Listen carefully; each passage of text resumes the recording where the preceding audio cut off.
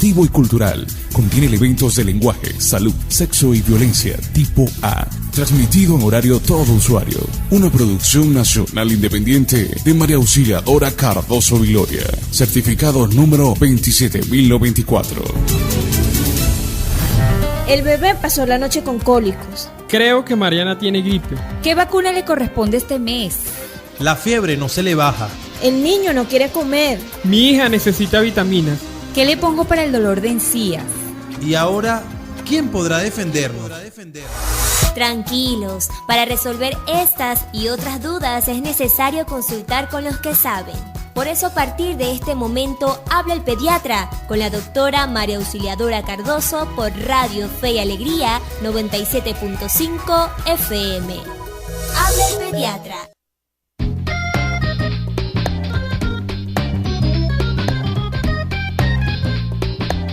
Muy buenos días, tengan todos bienvenidos a Radio Fe y Alegría 97.5 FM. Estamos transmitiendo desde Barquisimeto, Estado Lara, hoy 16 de enero del 2016, celebrando pues el inicio de este nuevo año, el inicio de nuestra temporada 2016 en nuestro programa, que queremos, como siempre este año, pues llevar información útil a la comunidad, información en relación pues al cuidado de la salud del niño y el adolescente, y también en el cuidado de la familia.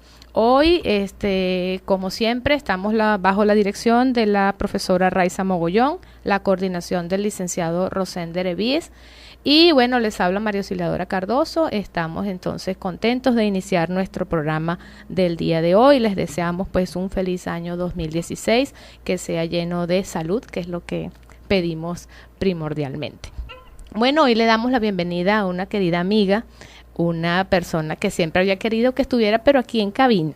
Ella se llama María Alejandra Rosas, es médico pediatra, es además infectólogo pediatra, se desempeña en la ciudad de Valencia. Bienvenida, María Alejandra. Hola, María Auxiliadora, un placer, y más ahora que me estoy enterando que es el primer programa del año, así que muchísimo más placer estar por fin hoy contigo en cabina. Claro, estamos inaugurando nuestra temporada 2016 y quisimos hacerla con un tema de actualidad, con un tema que está sonando bastante, tanto pues en el quehacer médico como en la comunidad, y vamos a hablar del virus Zika, virus del Zika. Como introducción vamos a decir pues que el virus del Zika fue aislado por primera vez en 1947 en el bosque de Zika en Uganda, África, y que desde entonces pues se ha encontrado principalmente en África y ha generado brotes pequeños y esporádicos también en Asia, desde donde pues en el 3 de marzo del 2014 la Organización Panamericana y Mundial de la Salud notificaron en Chile un caso autóctono por virus del Zika en la isla de Pascua. María Alejandra, esto llegó de África a Chile. ¿Cómo es la introducción a nuestro país y por qué se produce estas?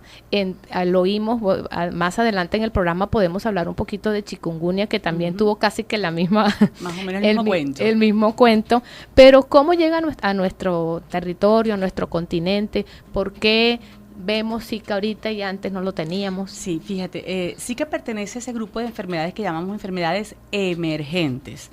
No son enfermedades nuevas, porque tú ya dijiste que el virus se conoce desde hace mucho tiempo, y en áreas de Asia y de África pues siempre ha habido brotes aislados, pero nunca se había visto en América, y por eso es una enfermedad emergente, nueva. Y con la tecnología pues también hay la posibilidad de que las enfermedades se transmitan más rápidamente. Yo hoy en la mañana estaba en Valencia y agarro un carro y en 3 horas estoy aquí. Entonces, si yo adquiero una enfermedad que nunca ha estado aquí en Valencia, en Barquisimeto, la traigo de Valencia y la puedo transmitir rápidamente. Pues los aviones han logrado eso, ¿no?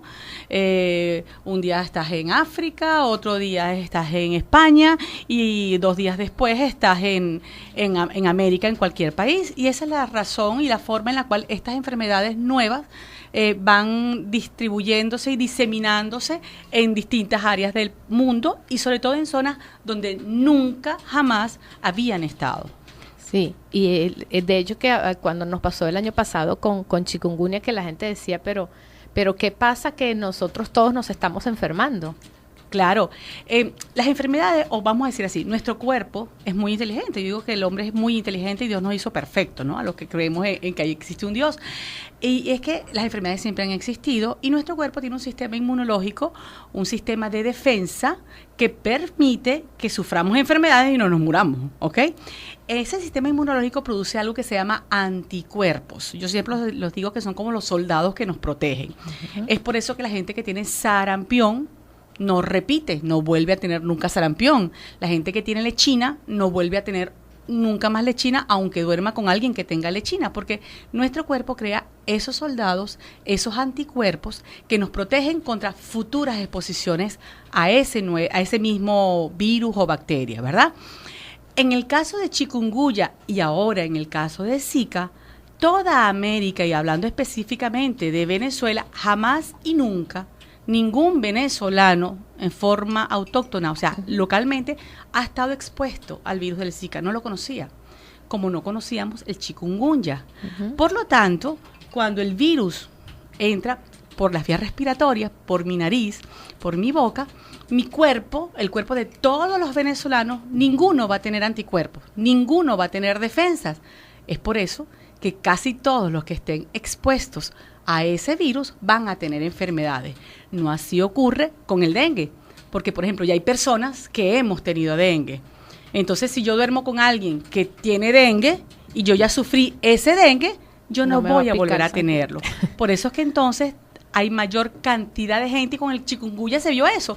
Empezaba uno en la familia y a la semana el resto de la familia, todo el mundo lo tenía, y a la otra semana el resto de la cuadra, porque el virus está.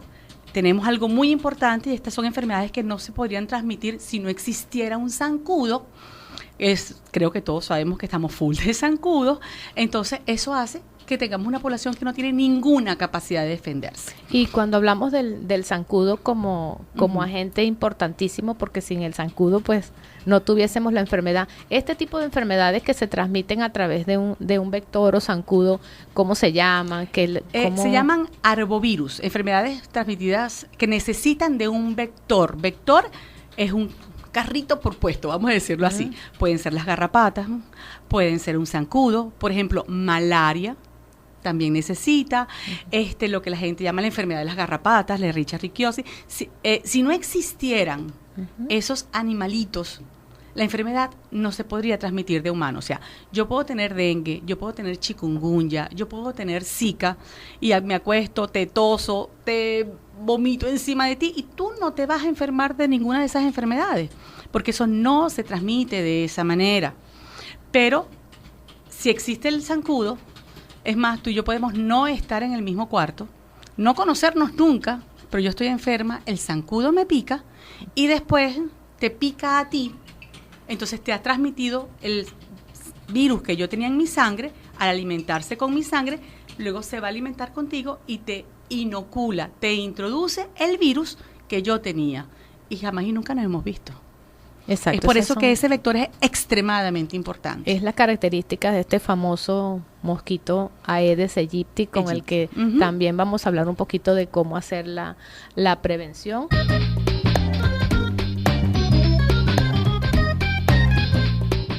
Continuamos en nuestro programa de hoy con una invitada internacional de la ciudad de Valencia. Nos acompaña María Alejandra Rosas, pediatra infectólogo, y estamos hablando de la enfermedad por el virus del Zika. Es un tema de actualidad que por eso pues queremos llevárselo a ustedes el día de hoy. Mariale, un mensaje de texto nos decían que a una persona le había dado dengue 5 veces. ¿Qué nos puedes comentar? Yo hice un comentario, pero también podemos hablar aquí de las veces que nos puede dar chikungunya o Zika, que también la gente estaba pendiente el año pasado cuando decía, ¿será que me va a volver a dar? Exacto, fíjate. Lo primero que le puedo decir es que no es probable, no es posible que le dé 5 veces dengue.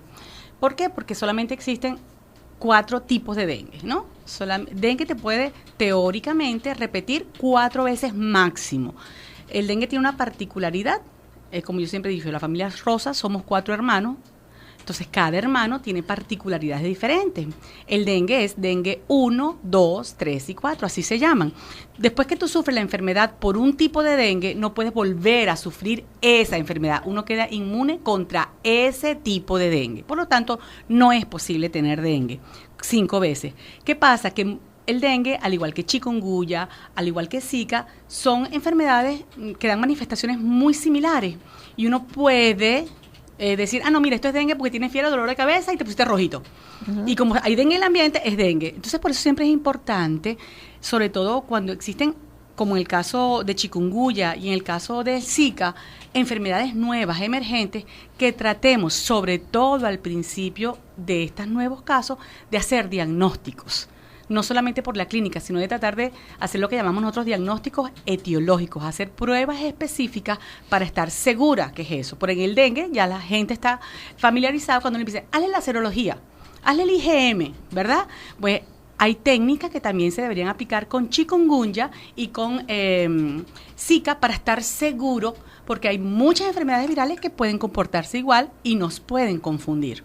Ajá, cuando hablamos ya para entrar después vamos a hacer unas diferencias entre dengue y chikungunya, pero cuando ya estamos hablando del virus del Zika, ¿qué síntomas pudiera presentar un paciente que tenga la infección por este novedoso virus?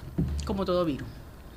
Y las mamás siempre se ponen bravas, doctora, pero otra vez algo viral. Bueno, pero es que afortunadamente los virus son los que más nos enferman porque son autolimitados. Pueden darnos fiebre, no aparentemente o más frecuentemente no tan alta como la que vemos, por ejemplo, en el dengue o en el chikungunya, que son fiebres de 39 y 40 pegadas. En el Zika, lo general es que tengamos fiebre leve, que dura pocos días, 2, 3 días. Incluso mucha gente no tiene fiebre, o sea que es mucho más benigna desde ese punto de vista, pero igual puede darnos dolores musculares, puede dar dolores articulares. Nosotros aprendimos de los dolores articulares con el chikungunya. ¿Cuál es la todavía diferencia? Hay gente con secuelas. Con secuelas. ¿Cuál es la diferencia? Que en el Zika los dolores son menos intensos. En el chikungunya, recuérdense que las manos y los pies se hinchaban, las articulaciones dolían y se hinchaban. En el Zika, el edema no es tan importante, no es tan severo, y lo que es más es el dolor. Así como dice la gente, llaman tullido, o sea, me duele doblar las manos, me duele, y es más que todo manos y pies. En el chikungunya eran más las rodillas, el hombro, el codo, articulaciones más grandes. Hay mucho dolor, puede haber dolor muscular, puede haber dolor de los ojos. Una característica que se le describe mucho al chikungunya es conjuntivitis, pero no es la conjuntivitis que estamos acostumbrados, que se pone el ojo rojo, que tenemos muchas legañas, no, sino un ojo un poquito rojo que no bota legañas, y cuando la gente dice, ay, pero es que cuando cierro los ojos siento como tierrita, o sea, es más como un ardor, lo que llamamos conjuntivitis no purulenta. Y una característica que estamos viendo mucho es que da vómitos, dolor abdominal y diarrea. Entonces, puede confundirse con otro tipo de enfermedades. Pero como ves, son manifestaciones muy generales de cualquier cuadro viral. ¿Qué es lo que la gente a veces, cuando uno le dice es un virus, la gente aspira a que uno le dé una opción de tratamiento también? Sí, y lamentablemente no existe ningún tratamiento hasta ahora para prácticamente ningún virus, para no decir ninguno, ¿no?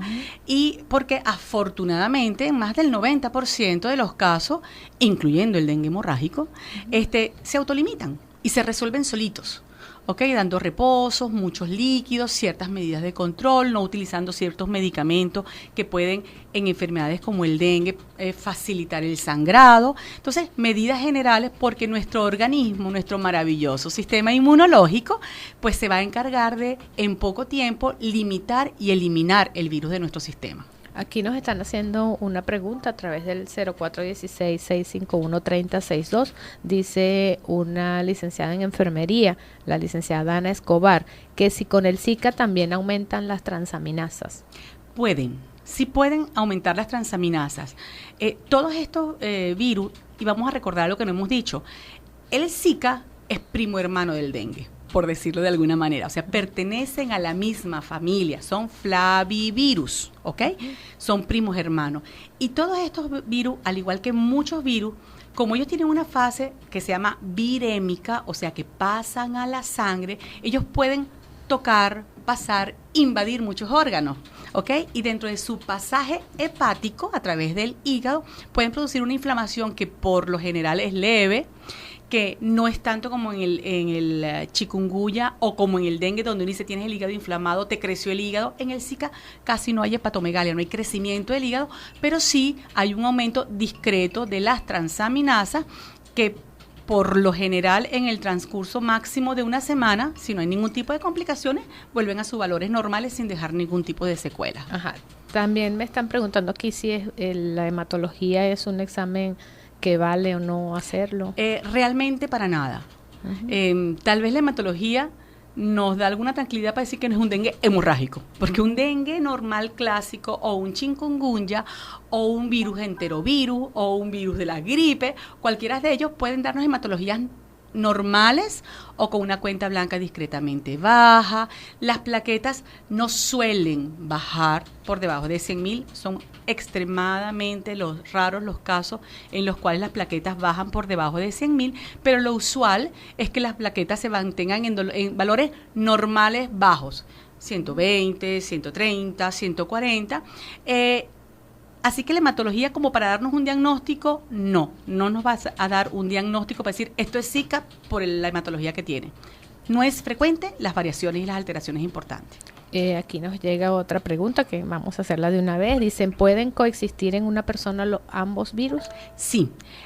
Cuando comenzó chikungunya, empezamos a revisar la literatura y en países donde chikungunya era súper frecuente, había un 24% de coinfección, dengue chikungunya.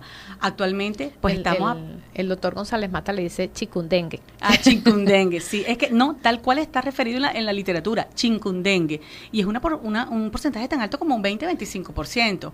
Con Zika, pues, claro, empezamos a pensar lo mismo y empezamos a revisar la literatura y no hay reportes de chikungunya con Zika, pero sí de dengue con Zika. Entonces sí pueden coexistir. Bueno, y como basándonos para contestar mejor, es que aportar también es que como es el mismo zancudo, claro, que es lo que la gente le preguntaba a uno, pero sí de verdad es por un zancudo que me dio. Claro, porque como te expliqué en principio, una persona se enfermaba y enseguida todo el mundo en la familia se enfermaba, pero bueno, con dengue mi hermana tuvo y yo no tuve. Bueno, porque tú no te enteraste que tuviste. Exacto. Otra cosa importante que en el chikungunya, más o menos 20-30% de las personas podían enfermarse del chikungunya, igual que en el dengue, y no tener ninguna manifestación y nadie enterarse. En el Zika, ese porcentaje de personas que se mantienen sanas, que no presentan ningún tipo de síntomas después de haber tenido la enfermedad, es tan alto como el 80%. O sea, en una familia, te puedo tener una familia de 4 personas, todas las personas infectadas por el Zika, y solamente una persona tenga síntomas. Y eso es muy importante cuando tratamos de hablar de controles y prevenciones. Uh-huh. Tú cuando tienes una persona que sabe que tiene dengue, teóricamente, aplica las medidas de aislamiento. La dejas en su cuarto, le pones mosquitero, que no me la pique ningún zancudo, repelente para todo el mundo en la casa, limpiamos todo. El problema con Zika es que va a tener muchas más personas que tienen el virus en la sangre, que si un zancudo lo pica, puede infectarse y llevar la enfermedad a otras personas, y esas personas están completamente sanas y no van a poner en práctica medidas de prevención, y eso es muy importante. En un país como el nuestro, donde ya tenemos más de 20 años viviendo con dengue, es increíble que la sociedad, la comunidad todavía no esté acostumbrada a aplicar las medidas generales, uso de mosquiteros, eliminar los vectores. ¿Y cómo elimino los vectores? Eliminando todos aquellos posibles sitios donde pueda replicarse el vector, los floreritos, los potecitos de agua, los cauchitos, recoger basura, utilizar telas metálicas. Cuando tengamos a cualquier persona febril, enferma con fiebre, sin saber qué es, uso de mosquitero, de repelente, y esas medidas ya deberían estar impresos en el DNA del venezolano, o sea, en el gen del venezolano, porque cómo no hemos sufrido nosotros con el dengue y luego con el chikungunya. Fue terrible. Claro, porque a veces nos enfocamos en que la persona dice lo tengo, pero tal vez no nos vamos a la medida de prevención. Que es lo más importante en este caso. Y eso que acabas de decir, que el paciente aún sin síntomas puede estar transmitiéndole, sí, igualito hace esa fase de infección en la sangre. Claro. Entonces ahí es el punto más importante de que... Yo pienso que aquí lo más importante con estas enfermedades y con el Zika es mucho más, es prevenir, aun cuando no esté enfermo. Vamos a aplicar todas las medidas universales para disminuir. Si no hubiese zancudo, no existe enfermedad. Tan sencillo como eso. Entonces yo no voy a tratar la enfermedad. Tratemos al zancudo, eliminemos al zancudo. Sí, aquí nos están diciendo que el mosquitero ahorita está en un precio sumamente alto, pero bueno, es una opción el mosquitero. Bueno, ahorita creo que todo está en un precio alto y eso es, pero es que esa es la medida principal. Porque entonces vamos a decir, uso de repelente. ¿Dónde conseguimos repelente? Entonces, recordemos que el que las cosas no estén dadas no significa que lo que él debe ser no tengamos que hacer, ¿verdad? Entonces, de repente no necesitas comprarte el mosquitero. Vete a una tienda de telas y cómprate de esta tela canaladita que te puede servir para que tú hagas un mosquitero casero en casa.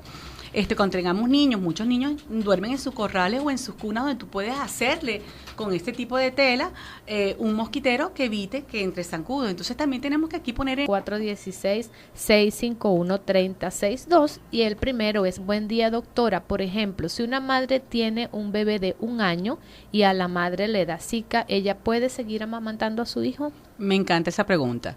Creo que tú, como el 99.9% de todos los médicos, y más si somos pediatras, somos unos acérrimos defensores de la lactancia materna. Existen extremadamente pocas contraindicaciones de la lactancia materna y definitivamente el tener Zika no es una contraindicación. Perfecto. Hay algunos estudios que demuestran que hay una población en la cual se ha conseguido el virus en leche materna, pero no se ha demostrado nunca transmisión del virus a través de la lactancia materna. Por lo tanto, cualquier madre que tenga la enfermedad y esté lactando, por favor, siga lactando. Doctora, que tengo mucha fiebre, tómese su acetaminofén, tome mucho líquido y siga dándole tetita a su bebé, que eso es lo mejor para su hijo, porque además de eso, en el tiempo subsecuente, 15 días, 3 semanas después de haber sufrido la enfermedad, les vas a transmitir anticuerpos contra ese virus. Exacto, bueno, mensaje súper aclarada la inquietud. Aquí también nos llega otra pregunta. Johnny Torrealba pregunta: ¿por qué se inflaman los ganglios? ¿Pasa también con estos virus? ¿Y que cuánto tiempo podría durar los ganglios inflamados? Sí, podría ocurrir. No es una de las características más importantes ni resaltante, pero podría ocurrir porque, como hemos explicado, es un virus que pasa sangre y hace una viremia. Y recuerden que nuestros primeros soldados se consiguen ¿en dónde? En los ganglios. Entonces, aunque los ganglios que se llaman adenopatías cuando se inflaman, esas adenopatías en Zika son mucho menos grandes, no son dolorosas y se resuelven fácilmente. Y entonces voy a responderte una pregunta que dejamos atrás. ¿Cuánto tiempo después que me pica el zancudo? Generalmente eso llamamos periodo de incubación, el tiempo que tarda en que me pique el zancudo y me inocule el virus y yo tenga la primera manifestación, ¿verdad? Eso puede ir de 3 a 12 días, o sea que a mí me puede haber picado un zancudo en la caminata de la pastora y yo la semana que viene, el martes y miércoles, puedo empezar a tener manifestaciones. Y después que yo tengo las manifestaciones, si voy a tener algún síntoma, lo bueno del Zika es que es autolimitado, o sea que desaparece por sí solo y no es tan largo como en el chikungunya. Generalmente entre el 7º y el 10º día el paciente ya está completamente recuperado. Ok, aquí también nos está preguntando, bueno, saludos de Maribel Leal, nuestra amiga pediatra, dice: saludos Mariale, excelente profesora. ¿Cuándo se puede incorporar una persona a las actividades luego de la infección por el virus del Zika? Bueno, eso va a depender de qué tan severo, qué tan fuerte te dio la enfermedad, pero en términos generales, como ya dije, el Zika es una enfermedad que se comporta bastante benignamente y que su recuperación es muy temprana y muy rápida, 7-10 días. Entonces, generalmente, muchas personas pueden tener la enfermedad y seguir trabajando, porque fue tan leve, ay, mira, un poquitico de malestar, me duele un poquitico la espalda, el cuerpo, me tomo un acetaminofén y puedo seguir trabajando. Eso es lo que va a ocurrir en más del 80% de las personas. Aquellas personas que tengan más dolores articulares, que se me inflamen un poquitico las manos o los pies, que me dé mucha diarrea, que es lo que estamos viendo sobre todo en adultos, y en niños más grandecitos estamos viendo mucho dolor abdominal. Entonces esos pacienticos probablemente una semana, 3-4 días después de desaparecer los síntomas, pueden reincorporarse. Tal vez uno de los síntomas que más persiste también en el tiempo, aun cuando ya estoy chévere y que me siento súper fina, es la erupción de piel. La erupción de piel sí puede tardar hasta 14 días en desaparecer, pero es una erupción que no da muchos problemas, que pica al principio, pero ya después de una semana, pues ya deja de picar y bueno, más que uno esté pintado, pues no ocurre más cosas y puedes seguir acudiendo a tu trabajo, porque algo muy importante, ya en esta etapa, después de una semana, es poco probable que esa persona sea infectante para otros zancudos, ¿no? Ok, ¿y cuánto tiempo pudiera estar esa persona infectando una vez que...? Es lo que te acabo de explicar. Por lo general es menos de una semana. Por lo general. Hay estudios que te pueden decir que hasta 10 días, pero el consenso general te habla de que de 5 a 7 días es cuando la persona debe tener más cuidado de estar con el mosquitero, el repelente, el tratar de que no te pique ningún zancudo para no ser tú una fuente de diseminación. Ok, Mariale, nos están preguntando aquí también que si no excluye a nadie el Zika, independientemente del grupo de edad, ¿todos lo podemos tener? Todos los podemos tener porque ningún venezolano tiene anticuerpos contra el Zika. Por lo tanto, es una enfermedad para todo el mundo. Bueno, esta pregunta la hace el doctor Darío Ruiz, es el médico internista. Saludos, doctora Cardoso, excelente y muy actual su tema. Muchas gracias, doctor Ruiz, saludos. Bueno, y me están preguntando aquí también, bueno, gracias a Dios, pues tenemos aquí gente que nos está preguntando, dice, ¿cuándo? Si es un niño, ¿cuándo puede ir al colegio? Bueno, esa más o menos es como... Claro, es más, hay niños que no van a dejar de ir al colegio. Ese es el problema, que es una enfermedad que en gran mayoría es benigna y la podemos pasar desapercibida y seguir y vamos a hacer focos de infección. Pero acordemos que como término general, yo sé que a las mamás no nos gusta cuando dicen, ay, tiene moquito, no lo llevan para el hospital, no lo aceptan en el colegio. En términos general, ningún niño enfermo, y me refiero a enfermo con fiebre, con diarrea, con alguna erupción que yo no sé por qué la tenga, no debería ir al colegio porque siempre va a ser un riesgo para sus compañeritos. Entonces, mientras el niño tenga síntomas, pues no debería ir al colegio. Ok, y otra interacción que tengo aquí, me están diciendo que las enfermedades por flavivirus, que es los que estamos hablando de estos virus, son de prevención netamente comunitaria. Eso también lo estábamos diciendo y aquí tenemos les vamos a dar una información que también tenemos que eliminar los criaderos del mosquito. Mariale, tú me comentabas cuando veníamos para acá que esas medidas de los tobos, que había que lavarlos, cuánto puede durar el mosquito viable en la... Sí, yo pienso que mientras más informados estemos, pues mejor tomaremos acciones. La gente en general, primero, a ver, pregúntale a cualquiera cuánto tiempo dura vivo un zancudo, el patas blancas. Bueno, la gente tiene que saber que un patas blancas dura vivo de 2 a 3 meses. Es muchísimo. Sí. ¿Cuántas veces va a comer esa hembra? Porque recordemos que es la hembra la que se alimenta de sangre, no es el macho. Entonces la que infecta es la patas blancas. La zancudita, patas blancas, ¿ok? Y si una zancudita nace hoy y dentro de 3 días pica a alguien que tenga chikungunya o que tenga dengue, ya va a tener 2 meses infectando a un montón de personas. Entonces, eso es importante. Entonces, hay que definitivamente eliminar el vector, eliminar al zancudo. ¿Dónde se reproduce el zancudo? En agua. Y en esa agua, ellos son muy exquisitos, ¿sabes? A ellos no les gusta mucho el agua sucia, a ellos les gusta el agua limpia. Entonces, ¿cuáles son los medios más idóneos para la reproducción del zancudo? Las pipas de agua. Tantos problemas que tenemos con agua que tenemos que acumularla. Bueno, yo no digo que no, por supuesto que tenemos que acumularla, pero siempre tapadas.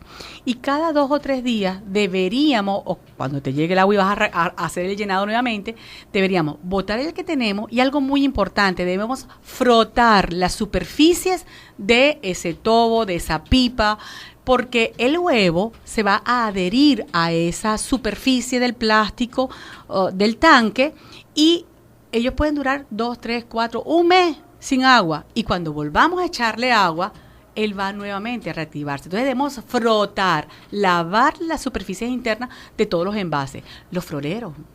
Tenemos que botar cada 2, 3 días el agua de las maticas que tenemos bien bonitas, de mis flores bellas, y frotar. Y sobre todo también recoger las laticas, los cauchitos, todas aquellas basuras que favorece el que se haya el depósito de pedacitos de agua. Todo eso hay que hacerlo. Exacto, entonces tenemos que eliminar botellas, latas o todo lo que contenga agua estancada, tapa tanques y recipientes que contengan agua potable y voltea baldes y recipientes. Esto también a veces los dejamos Y que nos damos llueva y cuenta caen que- 2 goticas o riego las matas y se me puso un pocito, no, pero eso se evapora mañana. Sí, se evapora mañana, pero quedaron los huevitos ahí. Exacto, aquí tiene otra pregunta a través del 0416-651-3062. Saludos, doctora. ¿Una persona que ha tenido Zika puede estar cerca de un bebé recién nacido? Sí, acordémonos que yo puedo tener Zika. Si a mí no me pica un zancudo, yo no voy a transmitir. La persona per se no transmitimos la enfermedad. Necesitamos que haya el vector, el zancudo que me pique, se llene de Zika, se infecte de Zika, para que entonces ese zancudo, cuando vuelva a alimentarse, inocule el virus. El mensaje sería que proteja al recién nacido con el Claro. mosquitero. Que le... Obviamente, una madre o cualquier persona febril en quien estamos sospechando que tenga fiebre, ¿ok? Que mientras el periodo en que tenga fiebre, que estemos sospechando que sea virus, dengue, zika o chikungunya, lo ideal es que no esté cerca de un recién nacido, porque con tantos zancudos que hay acá, pues existe la posibilidad de que un zancudito pique al bebé. Exacto. Bueno, María Alejandra nos dice aquí, nuestra amiga de Caracas, que viva la lactancia materna. 100%. Y Geraldine García Oronoz, nuestra colega pediatra de Punto Fijo, nos dice, habla el pediatra, excelente programa, felicidades. Bueno, saludos a todos los que también están a través de la web. Decimos que salimos también vía internet a través de Radio Fe y Alegría Noticias.net, y también estamos en el Twitter @habla el pediatra, desde donde pueden también revisar nuestro tweet line con toda la información del día de hoy. Vamos al corte y ya volvemos. Por @habla el pediatra.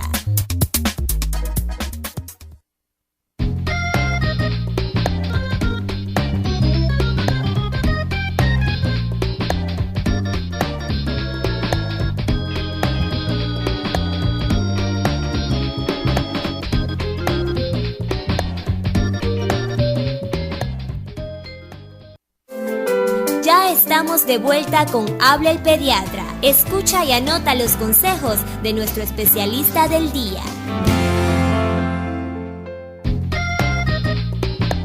Seguimos ya en el último espacio de nuestro programa. Ya estamos entonces recordándole las medidas de prevención. Sabemos entonces que estos mosquitos, esta enfermedad se transmiten por la picada de la mosquita Aedes aegypti, y debemos recordar la campaña publicitaria que hizo el Ministerio del Poder Popular para la Salud, que sea el mosquito ni agua.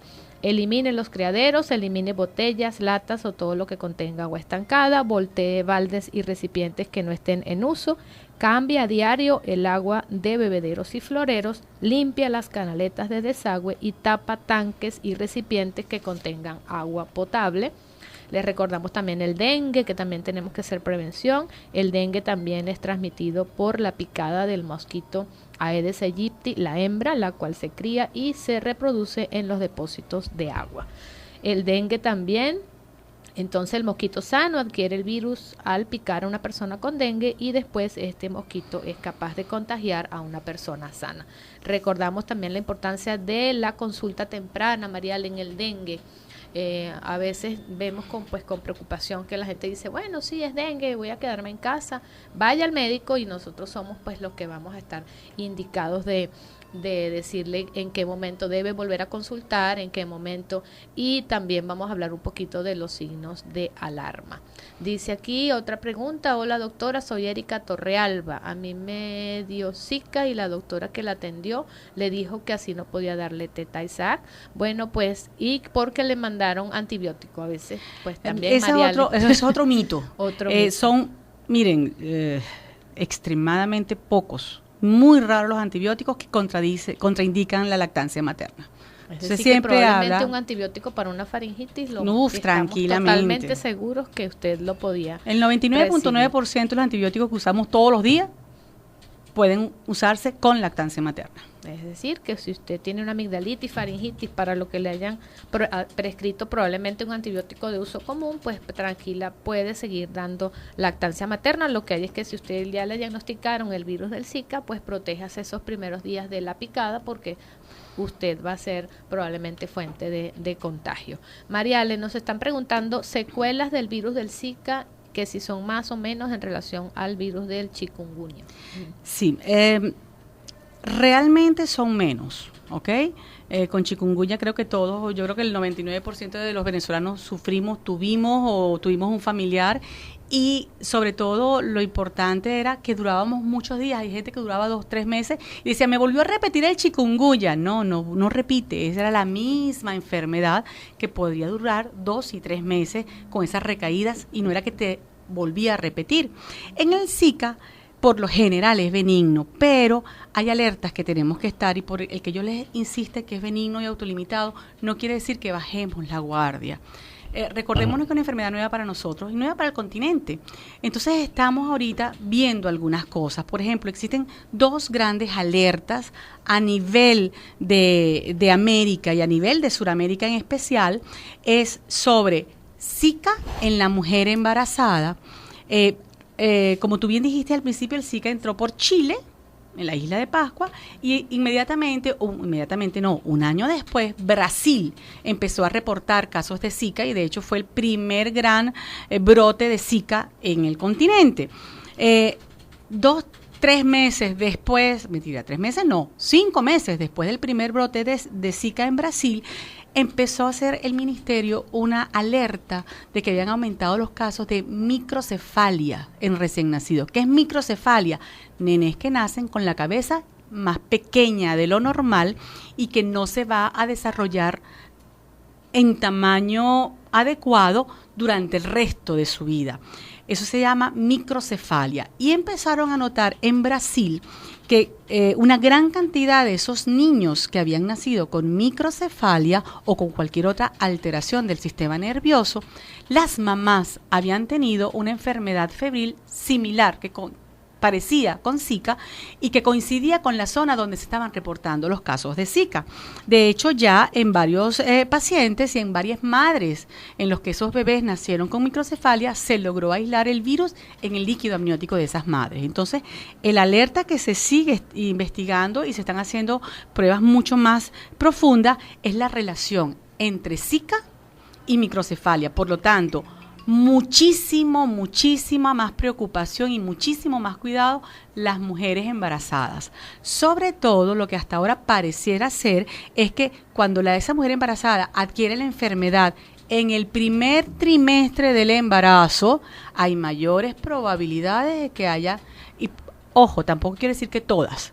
Cuando yo hablo mayores probabilidades, estamos hablando de un 5%, de un 7%, o sea, también son valores muy bajos, pero por supuesto, por ejemplo, en Brasil había una relación estadística de que más o menos 5 niños nacidos con microcefalia por cada 100.000 niños vivos. Ahora con este brote de Zika, esa incidencia aumentó de 100 niños que nacen con microcefalia por cada 100.000 nacidos vivos. O sea, cuando es tu bebé, realmente es importante. Otra alerta que estamos viendo, y Venezuela es uno de los que está dando esa alerta, es el problema de infecciones neuromusculares, neurológicas en pacientes que han sufrido Zika, especialmente de algo que se llama el síndrome de Guillain-Barré, que es una enfermedad neurológica degenerativa de los músculos, de los nervios periféricos principalmente, y después ¿qué ocurre después de haber sufrido la enfermedad? Más o menos 2 a 3 semanas después de haber sufrido la enfermedad. Y casualmente ahorita estoy leyendo aquí en el chat de los infectólogos y de los médicos donde estoy yo, dice: buenos días, tengo 2 casos en la clínica donde trabajo con síndrome de Guillain-Barré. Ambos refieren tener familiares con Zika. Recordémonos que el 80% no va a tener síntomas. En la Guerra Méndez, que es una clínica de Valencia, también tenemos un amigo con síndrome de Guillain-Barré. Los 3 pacientes, o sea, importante. Y así como esto, un alerta importantísimo que incluso salió en prensa la semana pasada, es en Maracaibo. En Maracaibo hay un hospital donde de diciembre ahorita tienen 10 casos de Guillain-Barré, cuando es una enfermedad extremadamente rara. En el Zika ya antes se había descrito este riesgo, esta enfermedad como una complicación en más o menos, en menos de entre el 0.9 al 1.5% como una complicación. Vuelvo y repito, es muy bajo, uno dice, pero es muy poquito, claro, pero es muy poquito si tú tienes 100 pacientes que tengan Zika, a lo mejor uno te va a hacer un Guillain-Barré, pero cuando tú tienes 10.000 pacientes que te vayan a hacer Zika, probablemente vas a tener 100 pacientes con Guillain-Barré, lo que pasó con chikungunya, que tenemos a todo el mundo enfermo. Entonces, esa podría ser la causa de por qué estamos viendo, fíjense lo que estoy diciendo, podría ser la causa de por qué estamos viendo más síndromes de Guillain-Barré. Son dos alertas a los cuales todos los médicos tenemos que estar pendientes. Claro, y el paciente, si usted tuvo una enfermedad febril una semana o 2 semanas antes y empieza a tener otro problema, que sienta que pues ya la enfermedad había sido superada y empieza a tener algún problema, pues consulte al médico. Nos están preguntando también aquí de la fumigación.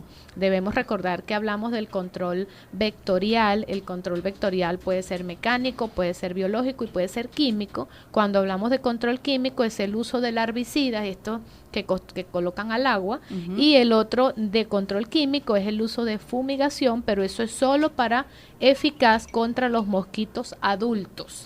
Sí, eso, mira, qué bueno que preguntaron eso. Mucha gente no sabe que después que una zancuda, como hemos dicho que son las culpables, está infectada, por ejemplo, del virus del dengue, todos los huevos que de ahí en adelante ponga van a nacer ya infectados por el virus de dengue. Es por eso que no solamente es importante fumigar para eliminar los zancudos vivos, sino también es importante lo que llamamos abatizar, o sea, colocar estas sustancias químicas en todas las fuentes probables de reproducción del zancudo, ¿no? Eso es sumamente importante. Etapa acuática inmadura del vector. Para que la gente lo entienda, los huevitos que ponen el zancudo en el agua, eso es ese insecticida en el agua, lo que va a hacer que mueran esos huevitos que ya pueden venir infectados. Entonces, eso es sumamente importante. Y otra cosa muy importante es que la cultura general es que cuando empiezan a fumigar todo el mundo cierra las puertas. No, tenemos que abrir las puertas, tenemos que abrir las ventanas. ¿Por qué razón? Porque el virus el zancudo del dengue, el Aedes aegypti, el pata blanca, ese es más casero que nadie. A él le encanta vivir dentro de las casas, le encanta vivir en sitios oscuros, en nuestros closets, debajo de nuestras camas. Entonces, con la ropa oscura. Con la ropa oscura, o sea, a él le gusta vivir con nosotros. Si yo cierro la puerta de mi casa para que no entre humo en mi casa, yo estoy protegiendo a todos los zancuditos que están viviendo conmigo. Por el contrario, tenemos que abrir las puertas, tenemos que abrir las ventanas para que entre el insecticida, para que se eliminen los closets, se eliminen esos zancudos que van a ser posteriormente los que vayan a colocar huevitos infectados. Claro, y a veces, bueno, ahorita aquí me hablaban de cómo hacer un repelente casero, ya que es difícil de conseguir. Bueno, hablan mucho de las cremas con sí, hay muchas creencias, ¿no? Yo no sé hasta qué punto realmente sean efectivas. Las cremas con vitamina B, con complejo B, hablan de naranja con clavitos de olor. Realmente la imaginación del pueblo ha superado todas las expectativas, gracias a Dios, y tenemos que seguir optando por eso. Pero pienso que lo más importante, además de que por supuesto que usar el repelente cuando tenemos, es evitar que haya zancudo. Utilicemos telas metálicas en nuestras ventanas si estamos en una zona donde hay mucho zancudo. Si utilicemos, durmamos como hacen en África, como hacen en países, en Haití, en Hawái, todas que uno ve las películas todas sexys, todas románticas, durmiendo con su mosquitero de lo más lindo. Pues hagamos lo mismo, tropicalicémonos y empecemos a acostumbrarnos más, sobre todo en esas zonas donde evidentemente sabemos que hay zancudos, donde vivimos, a utilizar los mosquiteros, utilizar las telas metálicas, fumigar para prevenir la presencia del zancudo. Bueno, Mariale, se nos acabó el tiempo, pasó súper rápido. Bueno, aquí voy a leer también un mensaje que nos dice el señor Johnny Torrealba, nos dice: felicitaciones, excelente programa informativo. Bueno, gracias a usted por escucharnos y a todas aquellas personas que nos sintonizaron el día de hoy. Mensaje final, 1 minuto. La mejor forma de atacar las enfermedades es prevenirlas. Y un minuto quiero también tomarme necesitamos saber qué está pasando en nuestro país. Lamentablemente no sabemos en este momento si está circulando. Tenemos la certeza que está circulando, pero no tenemos la evidencia. Entonces, un llamado a nuestras autoridades a facilitar, a que debe rápidamente establecerte, y más con estas alertas que se están creando a nivel mundial y a nivel continental, tenemos que hacer diagnóstico de Zika. Tenemos que hacer rápidamente, accesiblemente, tener aquellos técnicas para hacer diagnósticos de estas enfermedades, porque pueden haber complicaciones, aunque sean pocas, pero pueden haberlas y pueden ser muy severas. Y definitivamente lo mejor es prevenir. Y consulte oportunamente al médico. Siempre. Ok, bueno, gracias por la atención, gracias por la sintonía, gracias María Alejandra por el tiempo en estar acompañándonos hoy aquí. María Auxiliadora Cardoso se despide hasta el próximo sábado en otra próxima edición de Habla el Pediatra. Feliz día.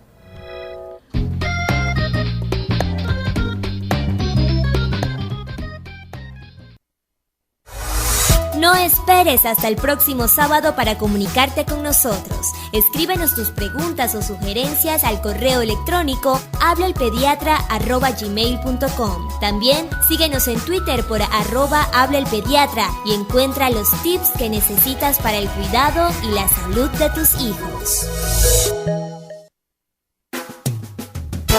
En Radio Fe y Alegría, educamos con el corazón. Las 10:56 minutos. Radio Fe y Alegría, Red Nacional.